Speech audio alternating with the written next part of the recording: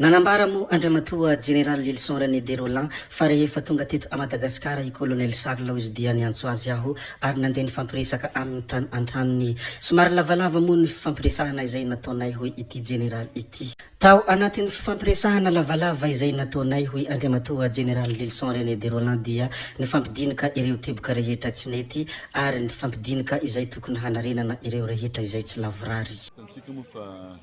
Tonga tamin'ny avion maly ny rahalahintsika Colonel Charles dia niantso anazy ary mangataka fihaonana taminy satria maha promotion raika rahalahy dia niraisiny tany antranony ny maly ariva niaraka tamin'ireo promotion raika taminay la 19 nifampiresaka naharitra zahay nifampidinika sy nijery ny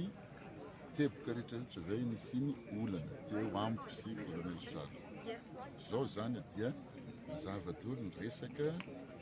lanina ny resaka rehetrarehetra. Nijoro vavolombelona ihany koa Lilson René de Roland hoe ankehitriny dia izaho vavolombelona ny antony nialany Colonel Charles tao anatin'ny tetezamita dia koa satria izy mahitsy izy dia tia zavatra ara-dalàna. Izany hoe raha fintipitinina ireo rehetra izay nambarany Lilson René de Roland dia ny hoe ny zavatra rehefa tsy mahitsy, ny zavatra rehefa tsy ara-dalàna dia tsy ekeny Colonel Charles ary tsy mety amin'ny vavony ny zavatra rehefa manjavozavo sy tsy ara-drariny. Ary eto zany zah témoin hoe naninona mo Colonel Charles tamin'ny transition regny niala tao amin'ny tetezamity tsotra ny tenenana an'izay Charles zany olo mahitsy izy ary izy rehefa misy zavatra tsy tiana dia tsy tiana statut-ny force d'intervention spéciale FIS no niantombohany fifamaliana tao Ambohitsirohitra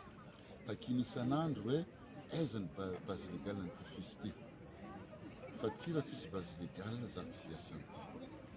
zay zany nahatonga izy niala fa tsy misy zavatra hafa. Ary nambarany General Lilson René de Roland ihany koa fa nilaza tamin'ny Colonel Charles ny hoe efa ela mitsapan'ny Colonel Charles ireo mpitondra izay voaniongana ireo no tsy mety ary efa ela ihany koa no nahafantarany fa tsy manara-dalàna ireo olona ireo. Mety nohony izany zava-drehetra izany no antony nahatonga Colonel Charles izay niala tsy ho naman'izy ireo ary niala tsy niray petsapetra tamin'ny ireo mpitondra teo aloha.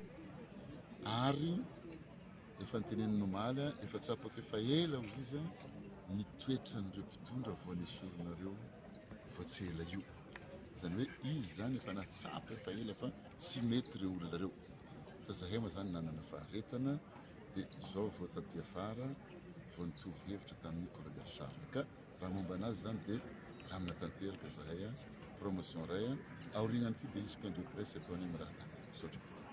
Araka iny fanazavana izay noentiny iny moa dia mazava izany fa tsy misy disadisa eo amin'ny Colonel Charles sy General Lilson. Ny zava-drehetra moa dia tsy araka hahazo azy amin'ny fotoana mitovy ny olon-drehetra izay ilay ilana fifampiresahana, izay ilay ilana ny fanazavana. Izy ireo raha teo moa dia ampirahalahy ao anatin'ny fitandronan'ny filaminana kararany loatra raha toa ka tsy misy disadisa maharitra avy amin'ilay fomba fiteny hoe izay tsy miady olom-boto fa izay tokapony mpamosavy. Tompoko vavy sy tompoko lahy, zay ihany koa no namarana ny videontsika koa dia mankasitraka anareo na vitany haino hatramin'ny farany ary mbola manentana anareo foana ny mbola hanaraka ny video manaraka izay alatsaka hiato misesisesy zay fa tsy halavena ny resaka hametra veloma izay veloma vetivety amin'ny manaraka indray no manao ny misimisy veloma ary tompoko lahy veloma tompoko vavy gaby oye ciao ciao amin'ny manaraka indray eo.